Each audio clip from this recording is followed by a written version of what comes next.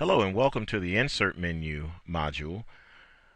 Before we get started with the Insert Menu itself, select a chart and maximize it, as I'm doing here, so that we can have a larger chart to work with. Now let's pop on over to the Insert Menu, and this is where many of the goodies of MetaTrader are.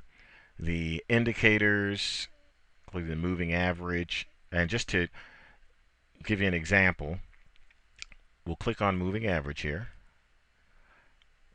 Dialog box pops up. We get an opportunity to change the color. If we wanted it to be blue, we can change whether we wanted solid or dashed line, the thickness of that line.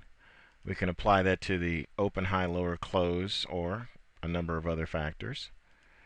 We can determine whether it's simple, exponential, smoothed, or linear weighted. We can also set up a shift to the left or to the right, and also the period of the moving average. Here we've got a 14 period moving average. Okay, let's set the visualization to all time frames. Levels we're going to ignore for now.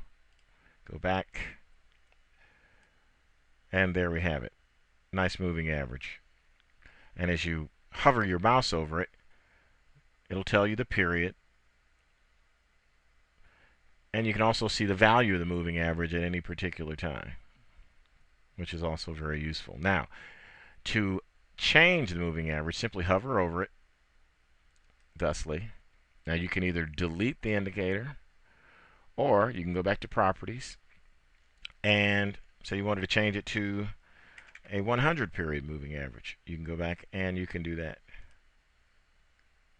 A lot flatter, isn't it? That's just the way it is. All I'm doing to move the chart, the data on the chart, is I am clicking the left mouse button, holding it down, moving it to the right or to the left, just so you'll know. Now we can pop down here and completely delete that particular indicator. Lots and lots more here. Oscillators, Bill Williams alligator, average directional movement index, average true range, which is very important and handy. And then these are categorized as to the type of indicators that there are. Trending indicators, oscillators, and here's a very popular one, the stochastics. And all I'll do here is just show you that the oscillator indicators show up down here in their own indicator section. Okay, and you can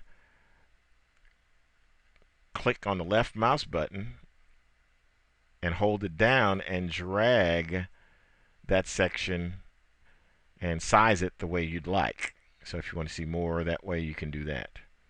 Okay, so with here, stochastics, completely, you can eliminate that. And we can go back here to lines.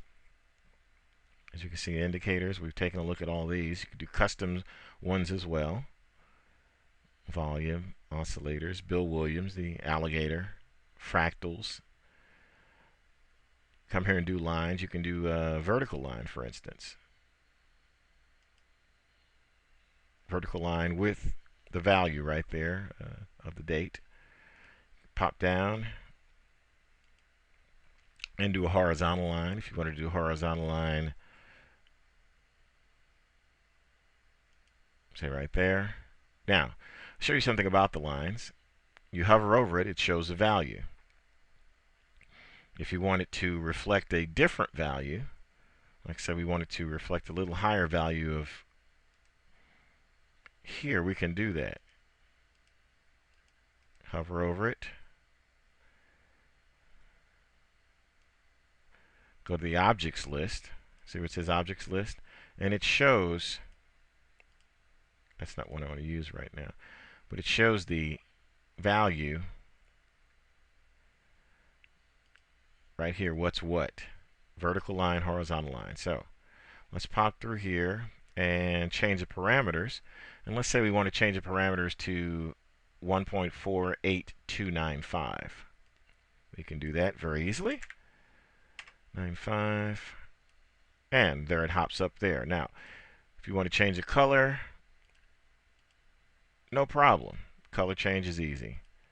You want it to be thicker.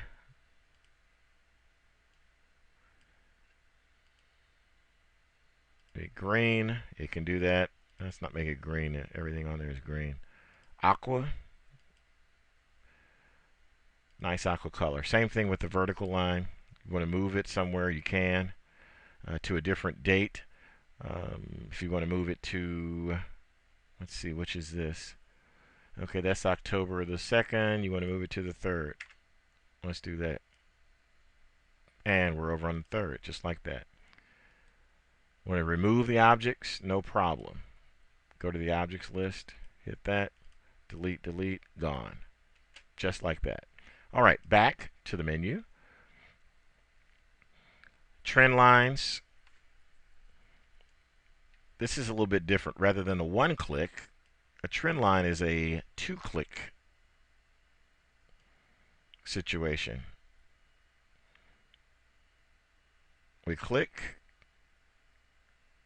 and we draw the line the way we want, and then we release. We're going to do it this way. Put it on these, like that. Okay.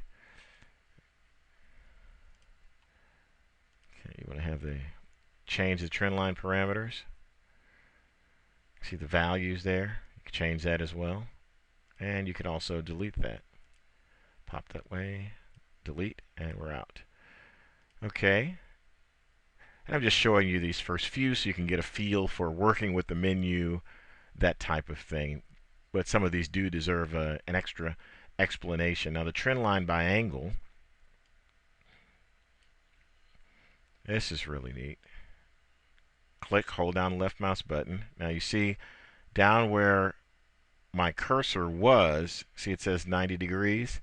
Now see, I want to draw something at the 45-degree angle. How about this? How about I go to properties? I go to object list, sorry. I want to edit that. Parameters, angle in degrees, 45. There we go. And it's interesting how the 45 lines up with that, isn't it? That's a topic for another day. All right. But that's trend line by angle for us. We can delete that. Go to the objects list. And there are a number of ways to do that. I thought I deleted it. Select, delete. There we go. All right. So let's pop back up. Channels. Linear regression, standard deviation channels, Fibonacci channels. You've got GAN lines, GAN fan, GAN grid. You've got a little bit of everything. Here, if we start talking about the linear regression channel, it's a statistical analysis tool, and it's just used for forecasting of future values on the basis of available data. If the trend is ascending, then one can logically suppose that the next bar will be a bit higher than the preceding one. The linear regression method allows you to have a statistical demonstration of such logical conclusions. Now, for this tool, 2 points must be drawn. Okay.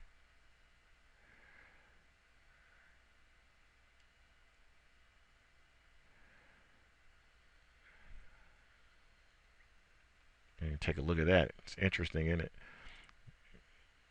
Capture everything within that channel. Another interesting tool. All right, the regression channel. Okay, so again, just wanted to show you some samples of some things. Rectangles. This allows you to draw some objects on the chart if you wanted to do that for some particular reason. If you wanted to draw a rectangle and then you wanted to add text, for instance, you can go through here. You can add text. rectangle is blue. Did I spell rectangle right? You'll have to help me out on this. Okay, here we go. There we go. This rectangle is blue. Okay, now as far as the text is concerned, go to text properties. You can change it any way you'd like to. If you want the font to be larger, you can go to a larger font. You want the color to be different, you can go to a different color. You want any of the other parameters. You want the angle to be 45 degrees. You could change that. Value to be there. There we go. It doesn't mean anything in this particular point, but this could be very handy if, for instance, you are drawing a trend line, for instance. And the trend line is going in that particular direction as well. So you can label that trend line. That in itself is pretty handy. So let's delete that. Delete this. Go to the objects list here. This is always all right. All the objects are gone there. We'll continue on. Arrows. Now arrows are very handy if you're wanting to identify a few things. For instance, let's say this was the start of the up move. We'll go to the arrow thickness. No change there. That makes sense. And if we want an up move to be green, we can change that.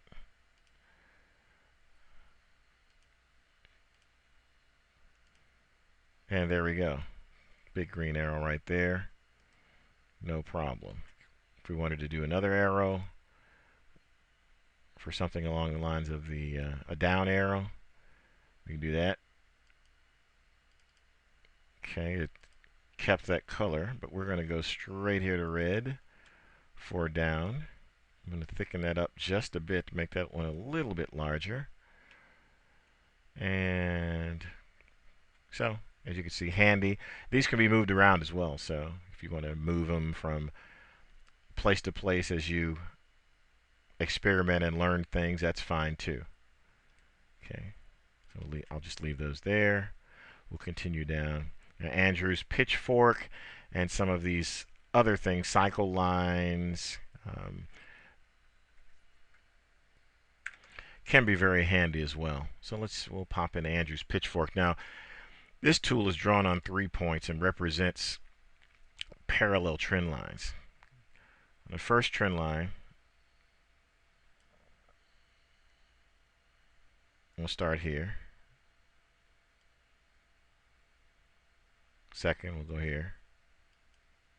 Third, we'll go here. Okay.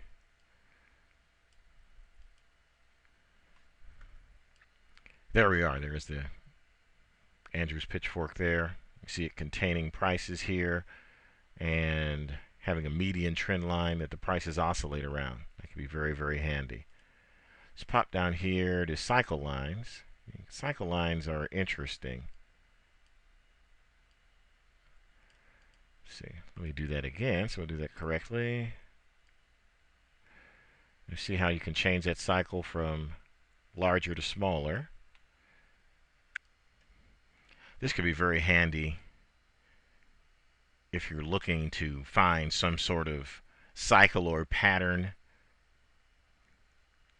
inside of the data, such as maybe looking for, it moves through every 8 hours there's a peak, or every 8 hours there's a valley. No matter how short term these cycles might be, they can end up being very, very handy. So let's remove this. Remove all these from our objects list and clean up our chart a little bit. Okay, there we go. Down here, text label.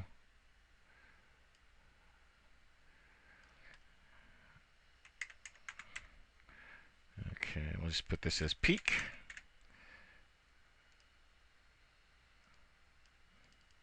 Okay, now the interesting thing about this is anchored, so it's a little bit different. You can see where it shifts here. Label properties, bottom left corner. but it's still, you can just move it around to wherever you'd like for it to be.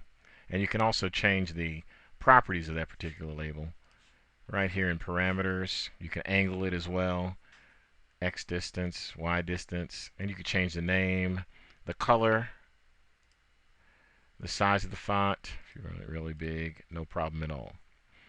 So that wraps up the coverage of the insert menu. And next we're going to go on to the very exciting chart menu. Thank you very much.